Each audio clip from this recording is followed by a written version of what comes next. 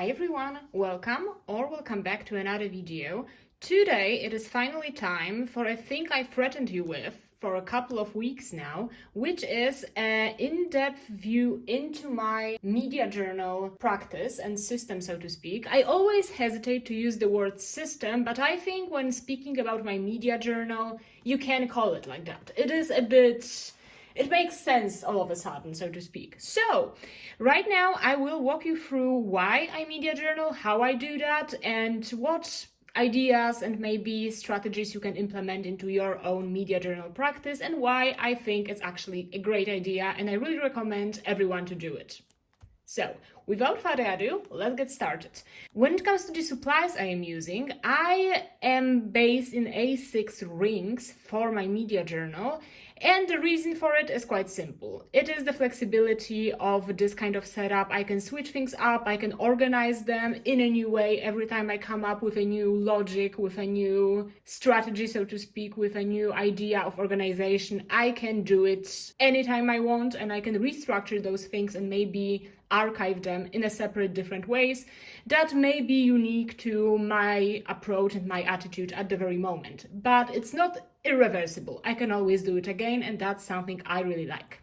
For my journal per se, I am using this A6 binder. It is this like fake croc optic. I really like it. It's not pure white. It's a bit of an ivory tone to it. Not sure how well it's showing on camera, but I really like how kind of classy and simple it looks. And then if you open it up, you see a bit more of its like actual character and like the things I actually like aesthetics wise and also topic and discipline wise. So I do have this little binder decorated a bit with the different stickers. Some of these are my favorite sticker sheets I've been really hesitant to use, and then I decided, okay, if I put it on this binder, they're gonna be like able to be seen over and over and again, and I think that's a very good thing for a sticker sheet you felt bad about using. Now I can use them and still have a look on them every single time. So I have some trading cards, I have this Elvis one, some stickers, some paintings put here. Then the back looks relatively the same. I also have like an extra postcard. And then we go to the actual contents of it. This is the actual journal where I put all of the spreads on the go. I do my media journal spreads on a monthly basis, which basically means things that are in October are being kept in a specific place, and the next month and the next month and so on. So because of that, I do have this little organization system inside. When you open it up, you see this Polaroid photo from the Children of Bodom concert and this little kind of dashboard-like thingy I put in here. Then the rest of the media journal is organized by types of media. I have one section for music, which is always the biggest one, so that's why I have troubles flipping through. Then we have the movie section. Then we go to books with this one. And then at the very end, we do have art and museums. So these are the sections I work in. I really like having this spread and thoughts organized by the types of media, as I've said. It kind of makes it a bit easier to go back to certain spreads. You know what section to look for when you're searching something up, then you know the month and you're kind of able to find it rather easily. So that's why I'm doing that.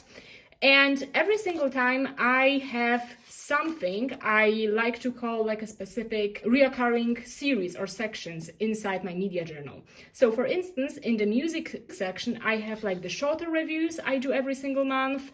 I do longer reviews whenever something happens and is being published. Then I do have this kind of nostalgic album of the month, which is an older release I like listening to. And then I do have a collage for the artist of the month, which is like the artist I've discovered during a certain month and so on. And this is basically how the music section is being structured. It is the most used section in my media journal. That's why it has the most logic and thought to it. Because with that many spreads I am doing every single month, it would be rather difficult to track something back unless I do have it organized in a certain way. Of course, rings make it easier, but you still have to know where to look, right? So that's why I'm doing that. The other sections, such as movies and books, are almost exclusively reviews of the movies I see on the go, so it's not that complex or complicated.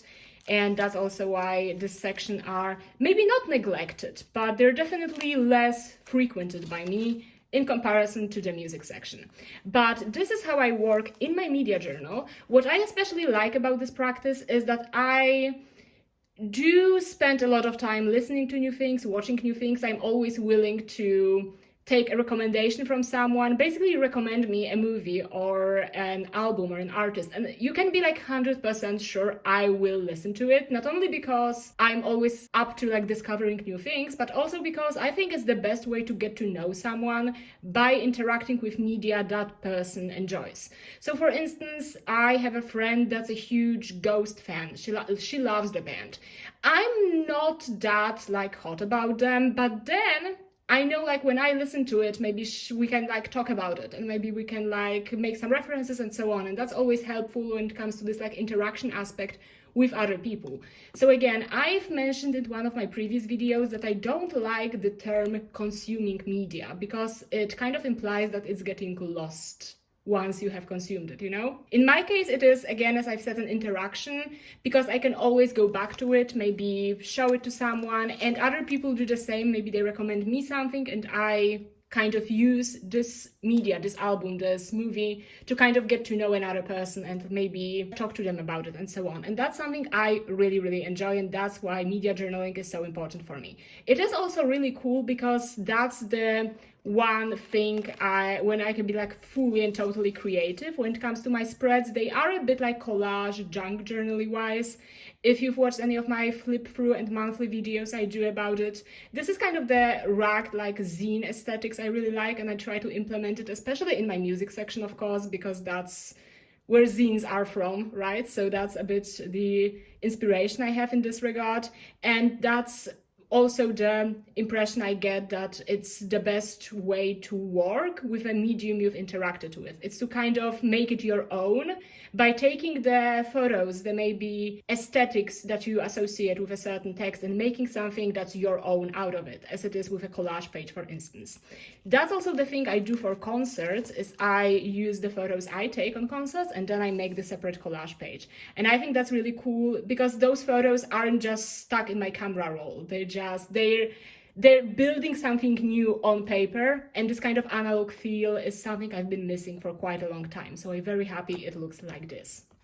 As you can tell, by these rings they aren't the smallest, but they aren't like massive. But you can see this journal is kind of full. I've made a video about it a while back, but I thought I have to develop maybe an organization and archiving system for this specific journal because it bulks up quite easily. And that's when the two other binders, A6 again, come into play. We have these two. One of them is my concert journal and the other one is just a regular archive binder for the older spreads. In this one, whoops, upside down. In this one, we have the media journal spreads in chronological order from this year, for instance. So we can see like everything starting from January, going on to the other months and so on. The only thing I do is that whereas in the actual journal, like the ivory one, I distinguish like different kinds of media. I don't do it in here. I just put it chronologically to remember when I've watched a movie and when I've read a certain book and so on. So that's kind of the ideas I get in this one. This binder is not decorated yet. I haven't decided whether I want to decorate it at all. I think we're gonna see, right? Here I also put some museum tickets and some little ephemera I would otherwise lose quite easily, I fear, so that's what I'm doing in here. I feel it would be so fun to flip back through the entire year of media and through the entire year of maybe little reviews and so on, because that's also the thing I really like. I like writing reviews and my thoughts about certain text and media, and I can actually like watch myself get like more proficient at it as I do it. And looking back at the older reviews, they're a bit clunky, but the ones now are really fun. I like reading them. They're not cringe at all. Really love it. So yeah, this is the archive binder. When this year is over, I will transfer the spreads from this binder into this one, and then we'll start over with like with an empty A6 rings for a new year. Because the thing is, I don't necessarily take this journal out. I usually just take out pages and work on the pages first, and only then put them into this rings binder. That's why I haven't encountered the obstacle of like the rings being in my way while writing, because I don't write in here. It is just the ones that's the most satisfying to flip through because it's pretty, right? So when there are, for example, newer reviews, newer spreads, they are in here because they look really fun when you flip through them, and only after a few months you will transfer them into like a less flashy environment of this archive binder. Exactly. And then the third binder I use in my media journal system is the concert binder. I've set it up recently as well, and high-key, one of my favorite things ever. I'm a frequent concert goer. I like a lot of music genres. I go to concerts regularly. And as I've said, I wanted to make something to commemorate the event, my general experience, maybe my thoughts about the concert, and then use my photos that I've taken during the concert. So we are using this frosted binder for this one. We have this little keychain put in here as well.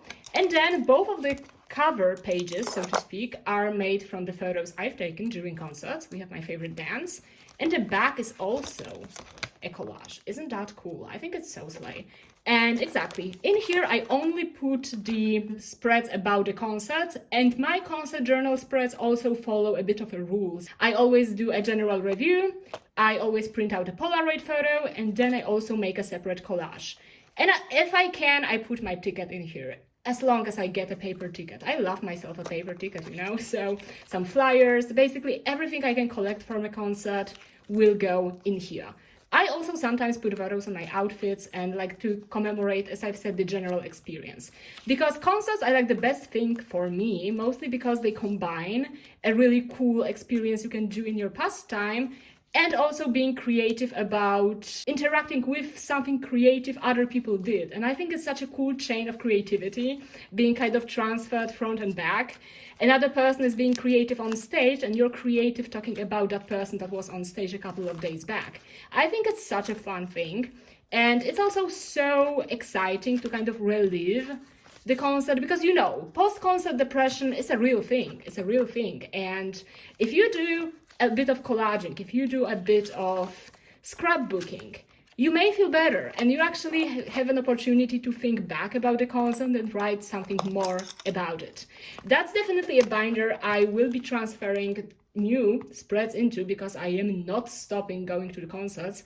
And again, when I am transferring spreads from my main media journal, the reviews and general maybe thoughts go into the craft one, but the concert spreads are always going into this one. And because of that, I do have a bit of a scrapbook slash photo album out of it. It kind of connects my impression of a concert, some ephemera I've collected with the photos I've taken. It kind of helps you recreate the whole experience, and I think that's fantastic. I think that's why media journaling is such a fun activity, no matter how you do it. In my case, media journaling is the one that's a bit more creative, but it doesn't have to be. I know a lot of people, especially people who use Hobonichi weeks for media journaling, they just do a matter of fact short reviews and writing their thoughts about something. And it still helps them to kind of recreate this kind of experience and their impressions of the movie. And they're also able to look back onto something. Because we are surrounded by so many things all the time, I think it's kind of easy to forget that even if something was fun for us, so many things have happened since that maybe we forget. And with Media Journal, I think we can very well commemorate the things that are happening, maybe our emotions we had while interacting with a text, and make us a bit more mindful about interacting with media, whatever the media may be. I think that's absolutely great. I would, as I've said, absolutely recommend you starting a media journal and maybe be a bit more adventurous and creative with it, because it's such a great thing. You don't have to go too much into your feels. You don't have to be super professional because no one's gonna read it but you. You just can do whatever.